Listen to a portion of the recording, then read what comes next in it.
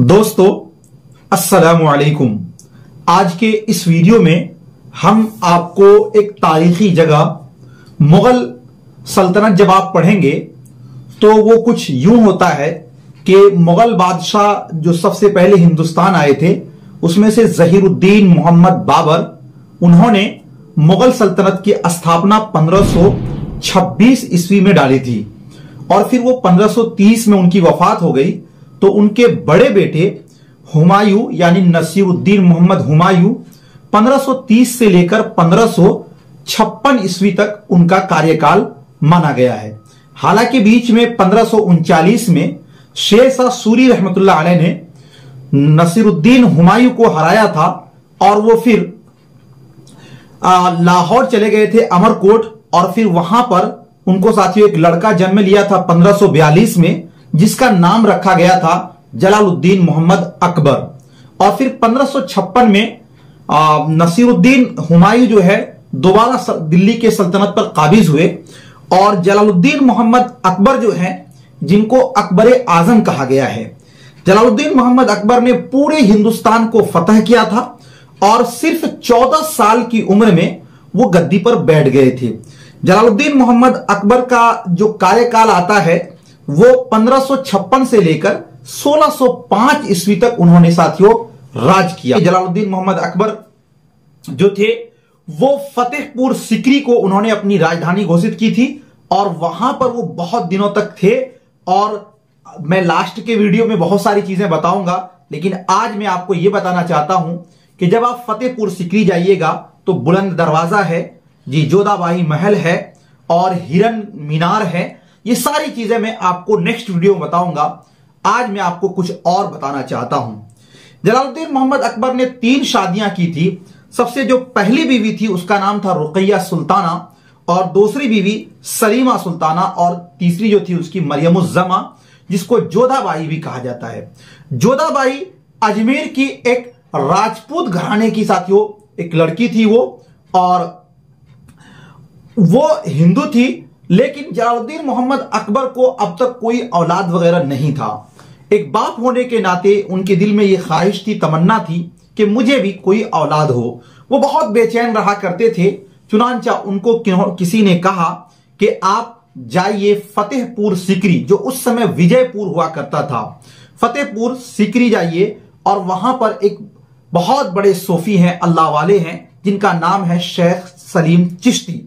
चुनांचा वो उनके दरबार में ऐसे तो आता है कि 7 बार आए थे अजमेर से नंगे पांव, और फिर शेख सलीम चिश्ती की ने दुआ दिया और उनके दुआ के बदौलत अल्लाह तबारक व तआला ने जलालुद्दीन मोहम्मद अकबर को एक लड़का दिया और उस लड़का का नाम जलालुद्दीन मोहम्मद अकबर ने साथियों रख दिया था क्या? सलीम। क्योंकि उनके जो गुरु थे वो सलीम थे, उन्हीं के नाम पर उन्होंने अपने लड़के का नाम भी सलीम रखा, जो बाद में नूरुद्दीन जहांगीर के नाम से तख्ते नशी हुए। और चुनांचा अकबर के दौर में ही सलीम चिश्ती रहमतुल्लाह अलैह का वफात हो गया और फिर जलालुद्दीन मोहम्मद अकबर ने ही इसका मकबरा बनाया, जो कि फतेहपुर सिकरी के बुलंद दरवाजा के जस्ट सामने में है। तो यह माना जाता है कि जब कोई भी अजमेर शरीफ जाते हैं तो अजमेर शरीफ से लौटकर फिर वो फतेहपुर सिकरी में शेख सलीम चिश्ती के दरगाह पर भी जाते हैं। मेरी भी हाजिरी हुई फतेहपुर सिकरी और मैं भी शेख सलीम चिश्ती के दरगाह पर भी गया। और फिर फतेहपुर सिकरी में साथियों जो तारीखी मकामात हैं वो सारी चीजें मैंने देखी हैं।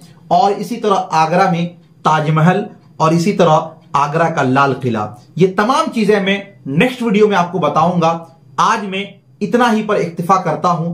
और मैं जब फतेहपुर सिकरी में बुलंद दरवाजा से मेरी एंट्री हुई और मैं शेख सलीम चिश्ती की दरगाह पर पहुंचा तो बजाते खुद मुझे कव्वाली बहुत पसंद है और ऐसे मोबाइल में सुनना पसंद नहीं है, मैं ऐसे सुनना चाहता हूं डायरेक्ट।